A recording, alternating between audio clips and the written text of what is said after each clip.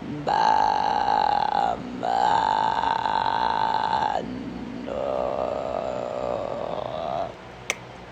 Oh, good. This movie speaks to me in ways that no movie else has spoken to me, and it's weird and disturbing, and I'm talking like this because it's affecting me now as we speak. Hi guys, welcome back to the Charming Analysis Podcast. I'm Mari. And Bat, Jay. And today, guess what want to tell them what we're going to be talking about? We are talking about the Babadook. The movie's called The Babadook. It's a movie that came out in 2014 Yes. that Jay really wanted me to see. So we decided we're going to do it on a podcast.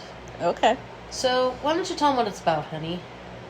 It's about a mom and a son who went through a traumatic experience, and now now the mom mainly has to face their demons, or a demon, more likely, and then just like bunch of terrible possessive shit ensues, and yeah, that's the plot without any spoilers.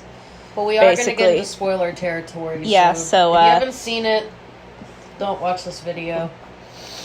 I want to get into what you thought of this movie before you do yours. Before I do mine, because I feel like you don't have much to say about it because you were mostly confused, I could tell. Yeah, I think it's an okay movie. It's not bad. It kept me on the edge of my seat, and I was, engaged throughout the whole movie, so that's a good sign. And stuff like that, but I don't understand too much about it, but from what I watched, I thought it was interesting, I guess. Okay. It's probably not my favorite Halloween movie we've seen. It's not a Halloween movie, more likely. It's just a horror movie. Yeah. I wouldn't put this on for Halloween, but I would put this on for something that gives me actual anxiety and not just, the jump scares. It doesn't really have any jump scares, which is... Yeah, it really doesn't. Not really, which is fine. I don't mind it. I guess, what did you think of how it betrayed, mental illness, I guess? I thought it was an interesting way to portray it. Honestly, I'm glad that we get to have a movie that kind of goes into depressive psychosis, is what you were saying. Yeah. I thought it was interesting, and I could see where it can relate to mental illness in different ways and stuff like that. But why don't you talk about what you thought of this movie? Because you honestly probably have way more to say than I do, because this is my first time seeing it. Well, you've actually seen this movie a bunch of times. I did. I saw it when it first came out, actually, and I've seen a little bits and pieces of it when it's shown to me on occasion. Those who don't know, I suffer from major depressive disorder, and I can tell you that a lot of the feelings, a lot of the emotions that people with these mental issues have are depicted to a T, precisely how we feel and stuff like that. So for me, the Babadook it's more of a manifestation than a monster to me. And reason why is just because, spoiler alert, her husband died in a very tragic way, and she has to keep all of that trauma hidden away for her son's sake. So I think the movie's at the end of the movie, when she's finally, when they finally quote unquote solve the problem, I think it's just her putting that away and not having it ruin her life anymore. And I think it's a very profound message, or profound scene. And it's clearly, I don't know, you can't tell if it's a good ending or a bad ending. It's just that's what they have to do for now. And a lot of people experience stuff like that. They have to put their emotions aside and their tendencies. They have to hide it away from a lot of people. I think that's what happened. That's my interpretation of it. You could actually see it as a monster, or you could see it as, you could see it as like a psychosis episode. Like you can see it in any, like, I think, mental illness, but more so what the mom was going through. I haven't felt that way. So sorry, like so sad for a character in a long time.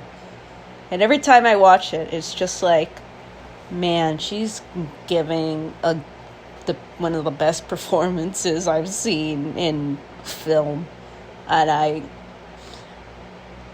can't help it. It's just really that great the way it just is. Like, I had to pause it not pause it, but I had to point out, like, to Mari, because you got stuff going on, but you know, you don't really, you got stuff, but like, you know, it seems like mine is more, it seems like mine is more manic and like a lot more aggressive than yours. And I keep telling Mari, I keep on trying to say to them, like, this is kind of what it feels like, this is kind of what it's like, so that they can relate. But if I wanted to point out to a actual movie that it's like, then I would point directly to this one, because a lot of the feelings you do, it does feel like this a lot. I don't know. Can you see it a little bit, I guess? In a different light now? I guess a little bit. No. Yeah, I can see it in a different light. I can see that you go through a lot when it comes to the depressive psychosis and stuff like that. I definitely saw a lot of you in this when it came to, like, the mom character going through, like, certain things. Like, I could kind of see it. But, like, I just wanted to kind of just, you know, still watch it just to see and I'm not how they depict it. Comparing everything in this movie to my shit. It's just, it spoke to me when I first watched it. It still speaks to me.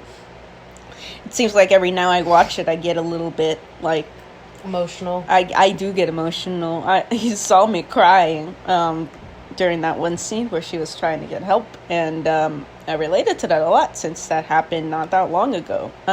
So I think it's like, it's a really sad and tragic movie, and that's why like I feel tense while watching it, because I just feel so fucking sad. That's what, like, that's what it sometimes feels like while walking through life. You want to sleep all the time, and you start to grow angry toward the people around you. And I'm not saying that you're gonna end up murdering everyone, but a lot of it's just keeping it in check a lot of the time. It's a horror movie about keeping emotions in check and not having to go fucking batshit crazy. Which is interesting. It is interesting, but, like, you know, and you see her, like, you know, going to the police station, and, like, just them looking at you like you're crazy, and you don't end up getting the help you need, which I think is a very, very fantastic depiction. I think it's very realistic. Yeah, like, there's some people that just don't understand mental illness, and it's honestly kind of sad. Especially, like, I don't know, your family members just kind of want to stay the fuck away from you. Yeah. Like, that's sad. I've experienced most of the shit. Most of the shit that they went through, the mom character went through in the movie. And yeah. I felt sorry for the kid, because the kid's just being a kid, but, like, you know, it's traumatizing. Yeah. It's traumatizing what happened to her. It's traumatizing what kind of trauma she's led on to him. Yeah. Especially because now he feels like, oh, he feels like I'm the problem. kid now. Yeah, the kid is the problem now. When in reality, You grow it's not. hatred toward him, and that's terrifying to me. Like I wouldn't call this really a horror movie because it actually terrifies me. It's like a psychological thriller, Mm-hmm. in a sense, because like of the way that it's depicted Mm-hmm.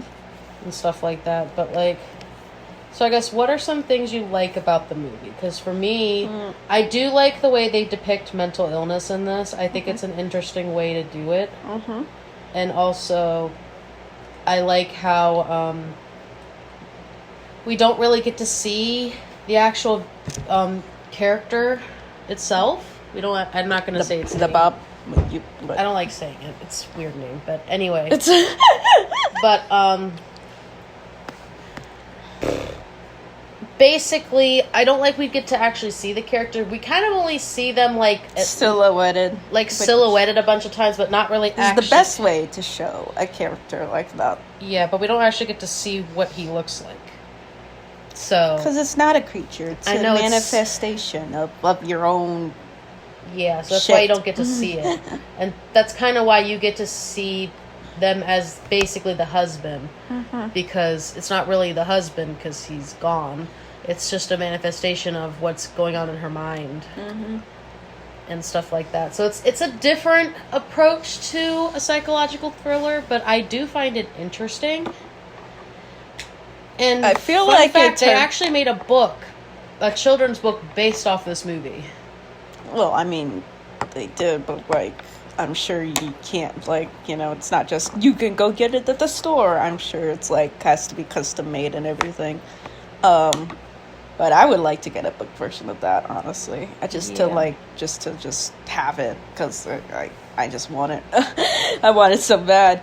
I really did like the fact that I felt like anyone could have made this movie. It just seems like here's a low budget horror movie, and it turned out like normally those are cheap.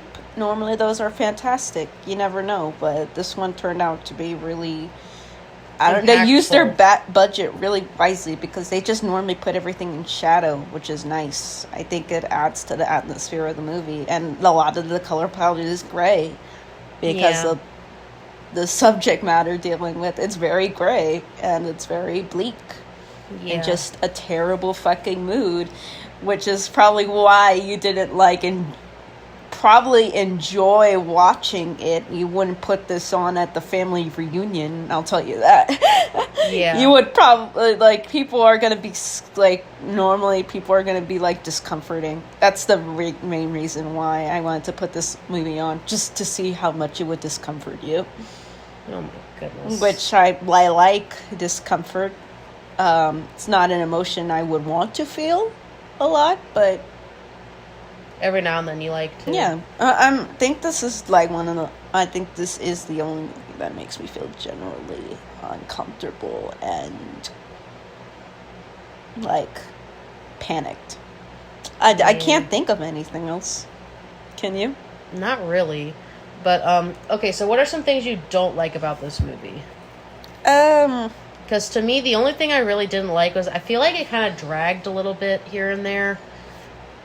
Like, in some parts, but that's really it. I don't feel like that because it was just edited. Like, I feel like it was a slow build-up. It was a slow build-up. I don't mind the slow build-up.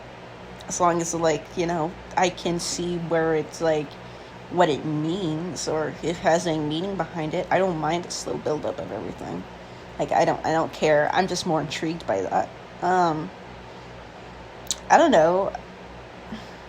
You could have done it without the book, though. Yeah. Like, the book didn't really have much of a thing. It just kind of introduced it. Yeah. And I think you could have introduced it in, like, other ways besides a book. I don't know what the books was for. I think it's supposed to, like, represent... I could have had, like, just... Like a physical way of... Like, it's a physical representation of her emotions, I think. Maybe, but I don't get it still. It's kind of weird. But, I would still get the book as, like, a little memento of it. Other than that, I can't really think of anything I can say that is, like... really anything bad. Like, you can say it was boring or was slow. Your perception of mental illness can be harmful to some people, I guess. For me, I just think that it's a movie that I've never felt this scared from a movie before. Like, It's or a real. panic. It's like the realness of it. It is, because I don't know. Because, I believe it when she's an overstressed mother who wants to somewhat kill her child or like get rid of him herself. Yeah, because she looks just like she looks like me every day. Let's be honest. She looks like someone who's going through shit. So I'm just like, damn. They normally don't make people like who are the main characters like that, because normally main characters are someone who you want to be. I don't want to be like her ultimately when I'm in my 30s or 40s. I don't want to be like that, and that terrifies me for someone who actually is fucked up like me in the head. That terrifies me, and I don't find many things that terrify me, but that terrifies me. Yeah, that's scary. And yeah, I like things that are scary. I like things that are terrifying. I'm mentioning that, like, the Babadook doesn't terrify me, but that performance terrifies the shit out of me. I don't know why. I just, I know you don't feel like as strongly as I do, but that's kind of just experience, I guess. Yeah, I can understand that. Like, everyone has their own experience when it comes to mental illness, and I feel like nowadays it's highlighted a lot more because it used to never really be talked about until, like, I think probably since like the 2000s really is kind of when it started like being talked about more. But like it's hasn't had that much of an impact as compared to like probably since like 2010, if like, you know. I would say 2020 because yeah, probably 2020 actually. Yeah, no, it wasn't being taken as seriously. Now people are like pandemic. Everyone's depressed now, so everyone's as manic. Soon as everyone gets depressed and manic, everyone starts caring. Yeah, everybody starts caring about it because it affects the economic crises. Like, legit. And I'm gonna bring up one more thing, like, kind of relating to this before, like, we talk about, like, I have, like, a couple more questions to kind of ask you and stuff. One of them is, like, I feel like, and I've mentioned this before, but, like, I feel like COVID has really affected everyone on a lot of different levels, including, like, mostly mentally, if I have to think about it. Because everyone was stuck inside for, like, almost a year, like 4 months to a year, depending on their circumstances. Because some people, like me, for example, I pretty much was out of a job for, like, almost an entire year. Yeah. And stuff, while Jay was still working. So I didn't go through very harsh stuff, but I will admit, I did get a bit depressed a little bit. But, like, a lot of stuff can kind of contribute to it, but I feel like in general that circumstance for a lot of people is still affecting them. And I feel like it's one of the things that's going to constantly affect people, probably for, like, a long time. Not just, like, you know... Wait, what was your question? I'm going to get to the question in a minute. I'm just, like, I was explaining some stuff before I got to the question. But, yeah, I feel like COVID's really affected a lot of people. Yeah, but it's not just... It was never just about COVID. This could be about anything. Anything that happens in your life. I understand that. I'm just bringing up a more recent example of it. So what was the question that you were... The question I am going to ask is... Because this movie came out in 2014. Do you feel like it's still impactful? It's impactful for me. In 2022? Or do you feel like it's one of those things where it's kind of dated? No, it's impactful to me because I've thought about shit in my head, and it stays with you forever. I've had these thoughts since I was 10 years old, so yeah, it does stick with you. It all depends on the person, what they're going through. And not just everybody curious. understands. Not everybody understands that you get thoughts like these every single day, and sometimes you don't want to face people because then you're gonna think you're gonna hurt them. But not everybody's a psychopathic monster. It's just people have their own ways of dealing with it. And this is, I think, her ultimate way of dealing it in the end is trying to stall it as much as you can, or try to like calm it down. Yeah, because I think that, like, I don't know, I have my own little speculation about what happens probably at the end of this, but at the same time it's like, I don't know. Can I ask what your speculation of it is? I feel like she hid it away with her husband's things because that's what it reminds her most about. And I feel like, now she has to actually connect with her son now. And as long as she keeps connecting with her son, it won't bother her. But if she stops doing that, then I think it could resurface again. I think that's what ultimately happens, after the movie ends. Which, these thoughts don't go away. They don't go away. And I think that's the whole point. They just don't go away. It just stays with you. It stays with you like a monster living in the basement. Pretty much. That's the whole metaphor. There, I did it. I saw the metaphor. I've looked into this movie a lot, so I can tell you a lot about just the little ticks. Yeah. Little things that are in there that just I love so much, but it still gets to me every time. Pretty much. Okay, so another thing I do want to ask, and then we'll give our rating. Since this came out in 2014, and it's 2022, so that's been around for 2020. Oh yeah, it is 2022. It's been around for like a good 8 years. 8 years. So I am curious. If they somehow remade this movie, which it could... They could remake it anyway. They could do it. I feel like it could be redone. Because it's a simple premise, like, it could probably be redone. If they did that, do you feel like it would still be impactful? Or I believe you could make a series on the Babadook movies that follow different people with different mental illnesses. I really do think that you could do it. I feel like it could be possible. I don't know the licensing for the Babadook because I think it's an actual fictional mythos that it's like the boogeyman, I think it's an actual mythos that people actually do follow, and they do manifest themselves somewhat, or maybe it's a monster. I don't know. I don't know. I don't know other people's culture on the Babadook, if it does have a culture or if it's just a made up thing. But no idea. I have no idea either. But I think that you could do. Other movies. Will it happen? Am I scampering for it to happen? No, not really. I'm not because I'd rather just keep things simply as it is without having to force anything. I really don't clamor for sequels or remakes or anything like that. Depending on the franchise, because there's some you get excited for and some you don't. So I can understand that. It's excitement, but then it fades really extremely quickly for me. And then the final product doesn't end up as good as I always intend. So I'm not all about that hype shit. Let me tell you that right now. I am not. I really don't care. I grew out of that a long time ago.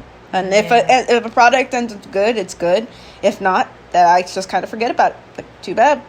And the Babadook isn't the most closest thing to my heart. It really isn't. I don't think I don't think that properties of any studio is really close to my heart, because I don't want to have that association with media.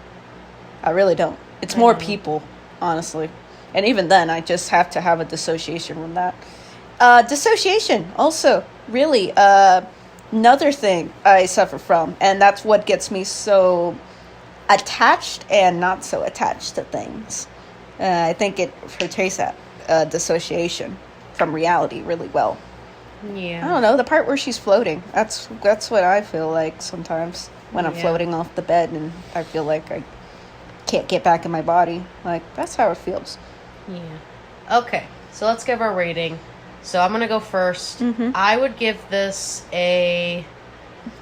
probably like a 7.5 out of 10. Would you watch it again? Maybe. Like, I will admit, I do like the visuals of it when they're not fucking creepy as shit. I do think this is a really good depiction of depressive psychosis. Personally, I feel like this is a good depiction of it, and I'm glad that they're taking mental health more seriously and stuff like this, so I'm glad we get to see someone's interpretation of it. Yeah. Would I watch it again? Probably not. It's a big maybe.